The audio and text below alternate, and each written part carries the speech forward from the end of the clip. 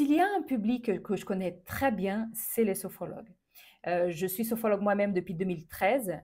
J'ai travaillé entre 2013 et aujourd'hui dans une école de sophrologie au service commercial. Donc, j'accueillais les personnes au tout début de la démarche, les personnes qui voulaient devenir sophrologue, souvent sans même savoir ce que c'était que la sophrologie. J'ai fait des journées portes ouvertes dans la France entière pour cette école-là. J'ai été ensuite formatrice en sophrologie, donc j'étais avec les personnes qui étaient allées un peu plus loin dans la démarche. J'ai été formatrice dans la formation initiale et dans les spécialisations. Donc, les spécialisations, c'était souvent un public qui était en train de lancer leur activité, qui avait lancé leur activité depuis peu de temps. Et aujourd'hui, je suis superviseur. Donc, vous êtes vraiment un public que je connais bien. Et s'il y a une question qui revient tout le temps, et ça ne change jamais, c'est l'impossibilité, c'est le fait que vous êtes nombreux à croire dur comme fer que c'est impossible de vivre de ce métier. Je trouve ça très curieux de vous lancer dans une activité, mais j'ai fait la même chose, hein, donc ce n'est pas une critique, mais on se lance dans une activité en étant persuadé que ce n'est pas possible d'en vivre. C'est quand même très curieux. Et j'ai décidé d'en faire ma mission, hein, 12 ans plus tard, j'ai décidé d'avoir comme mission d'embarquer avec moi les personnes qui veulent bien croire que oui, c'est possible. Parce que je sais qu'il y en a plein qui n'ont pas envie de changer leurs croyances. Si c'est votre cas, vous pouvez fermer cette vidéo. Parce que dans cette vidéo, je vais justement partager avec vous euh, une espèce de réponse. Parce que de temps en temps, depuis que j'ai commencé à parler de ce sujet-là sur YouTube et sur Instagram et sur Facebook, de temps en temps, c'est pas très souvent, mais j'ai des personnes qui m'écrivent en me disant faut arrêter, hein, il faut arrêter de vendre du rêve. Tout le monde sait que c'est impossible. Moi, j'ai lancé mon activité il y a X temps, j'ai fait ci, j'ai fait ça, ça marche pas. Hein, les gens veulent pas faire de la sophrologie. Donc, très souvent, quand je reçois ces messages-là, je sais, c'est pas bien, mais en général, je réponds pas. Je réponds pas parce que j'ai une politique vis-à-vis de moi-même, avec mon énergie, de ne pas dépenser mon énergie, de ne pas parler à des gens qui ne sont pas ouverts à écouter ce que j'ai envie de dire, ce que je vais leur dire. Donc, par définition, et je sais que je me trompe, hein, parce que si j'entamais le dialogue, peut-être qu'il y a des personnes qui m'écouteraient, mais j'ai l'impression que c'est pas le cas. Donc, j'ai peut-être tort, mais je réponds pas. Parce que si je devais répondre, je répondrais avec cette vidéo. Et vous allez voir que cette vidéo va être longue. Je demanderai à cette personne, ah ok, tu n'y arrives pas, mais est-ce que tu as fait ça, ça? Et je sais que la réponse est non. Et je sais que la personne laisserait tomber le dialogue bien avant moi. Donc voilà, si vous avez envie de ne serait-ce que commencer à changer de paradigme, restez avec moi. J'ai mis en place une petite liste des raisons pour lesquelles c'est une invitation à une analyse, c'est une invitation à la réflexion. Parce que devenir sophrologue et avoir une activité qui fonctionne, c'est beaucoup plus que distribuer des cartes de visite et faire un site. C'est un peu plus compliqué que ça. On a malheureusement un marché qui est énorme. La détresse humaine, elle ne fait qu'augmenter. Les problèmes de santé mentale, si vous allez voir sur le site de l'OMS, ne fait qu'augmenter. Notamment depuis 2020, il y a un marché immense pour des métiers comme le nôtre. Le fait qu'on n'arrive pas à vivre de notre métier, je pense, en dit long sur nous-mêmes.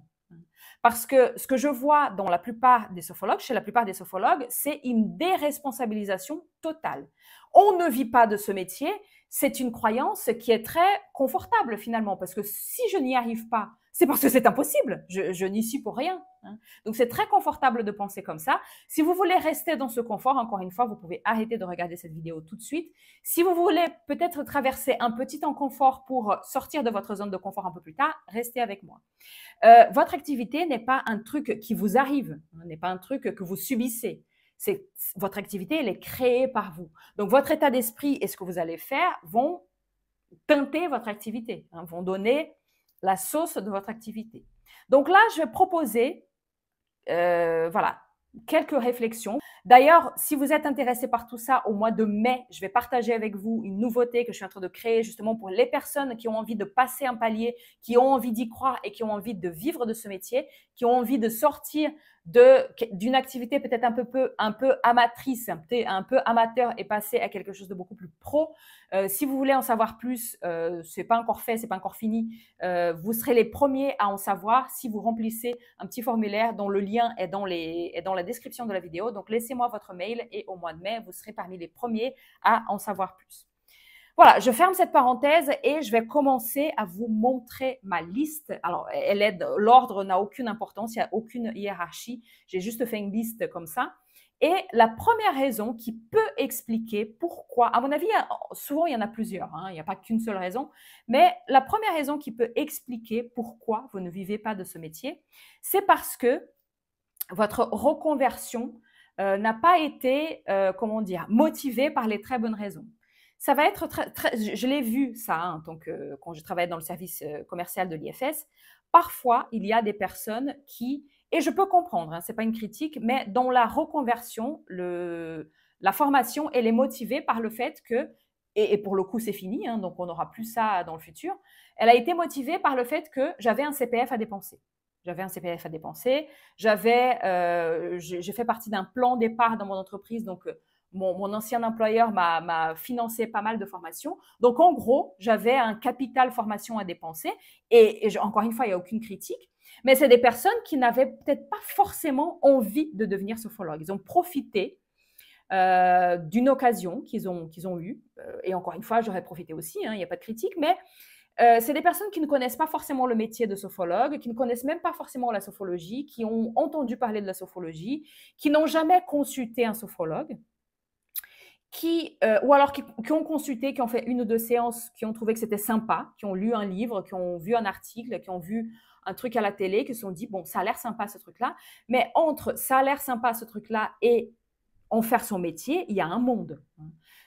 Exemple, ce n'est pas parce que vous aimez cuisiner que vous allez devenir cuisinier. Ce n'est pas parce que vous aimez faire des gâteaux de temps en temps que vous allez devenir pâtissier.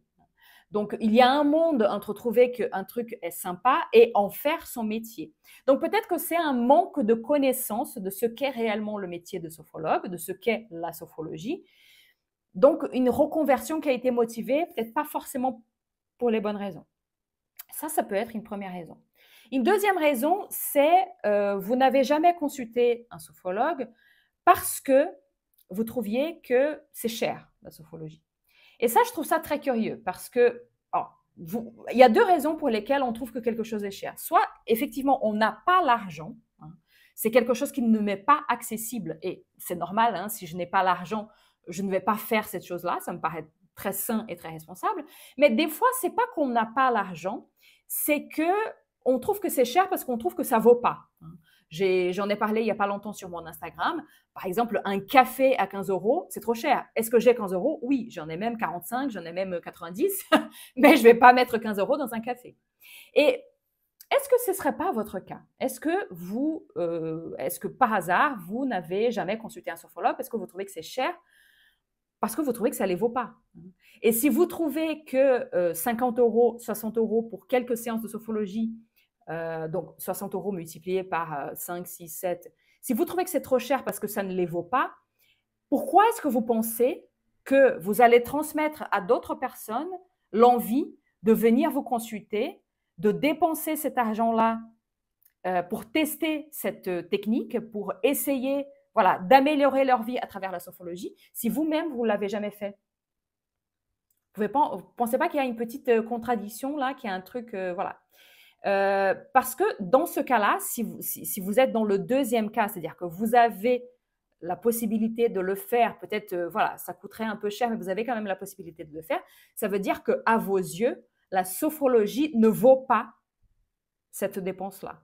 Et si la sophrologie ne vaut pas cette dépense-là, c'est que soit vous ne connaissez pas bien la sophrologie, vous n'avez jamais vécu une transformation à travers la sophrologie, forcément, si vous n'êtes jamais allé voir un sophrologue, c'est que vous ne connaissez pas assez bien la sophrologie. Donc, vous n'êtes pas suffisamment motivé vous-même pour aller voir un sophrologue. Donc, c'est difficile pour vous, dans votre communication, de transmettre aux gens cette envie d'aller vous voir. Parce que vous-même, vous n'avez pas fait la démarche. Vous voyez ce que je veux dire? Je n'ai pas envie de vous critiquer, mais réfléchissez si vous n'avez pas fait la démarche, comment voulez-vous que d'autres personnes la fassent? J'ai connu aussi des sophrologues, et j'en ai déjà parlé sur cette chaîne, sur d'autres vidéos, des sophrologues qui, et ça c'est le point numéro 3, qui m'ont, avec beaucoup de sincérité et avec beaucoup d'honnêteté, qui m'ont dit « je ne suis pas convaincue que la sophrologie fonctionne vraiment ». Donc, des personnes qui, et ça rejoint un petit peu le point numéro 2, hein, c'est peut-être pas forcément une notion d'argent, mais des personnes qui n'ont jamais pratiqué la sophrologie, qui ne sont pas convaincus que la sophrologie fonctionne. Et forcément, si vous n'êtes pas convaincu que la sophrologie fonctionne, c'est compliqué pour vous d'en parler parce que vous avez l'impression d'être un charlatan. Et personne n'a envie, enfin, il y a des personnes pour qui ça ne pose pas de problème, mais j'imagine que l'immense majorité, voire la totalité des personnes qui regardent cette vidéo, vous n'avez pas envie de vendre un truc auquel vous ne croyez pas vraiment. Personne n'a envie de passer pour un charlatan. Donc, si vous n'avez jamais fait des séances de sophrologie, si vous n'avez pas jamais vécu une transformation à travers la sophrologie, effectivement, je peux comprendre, ça rejoint, comme je disais, le point numéro 2, le départ n'est pas le même, mais à la fin, les deux points se rejoignent, c'est-à-dire que vous ne pouvez pas parler d'un truc, vous ne pouvez pas donner envie aux gens de faire un truc pour lequel vous-même, vous n'êtes pas totalement convaincu. Ça sonne faux et personne n'a envie de sonner faux. Donc pour ça, si vous avez envie de tester, j'ai créé un programme, le programme Sophrologue Rayonnant. C'est des séances de sophrologie pour les sophrologues. Vous vivez une transformation à travers la sophrologie. Il y a 10 séances de sophrologie pour vous. Et en bonus, vous avez l'envers du décor des 10 séances. Donc je vais vous expliquer ce que j'ai fait, pourquoi j'ai proposé. Les séances sont animées de façon différente les unes des autres. Elles n'ont pas forcément tout le temps la même structure parce que justement, l'idée, c'est de vous faire vivre des séances différentes, d'enrichir votre catalogue de connaissances de sophrologue. Et vous avez donc le point de vue sophronisé, donc vous vivez des séances comme un client, et ensuite vous avez le point de vue sophrologue, donc vous comprenez l'envers du décor de chaque séance. Donc, si vous voulez commencer à mieux connaître la sophrologie et vivre une expérience, une transformation à travers la sophrologie, peut-être que le programme Sophrologue Rayonnant peut vous intéresser. Donc ça, c'était le point numéro 3. Le point numéro 4, c'est que vous ne connaissez pas grand-chose au métier en libéral. Être sophrologue, alors très souvent, quand on se forme à la sophrologie, on le fait parce qu'on veut devenir sophrologue, mais pas forcément parce qu'on veut devenir professionnel libéral. Or, la plupart du temps, il faut être un professionnel libéral pour s'installer, pour travailler en tant que sophrologue.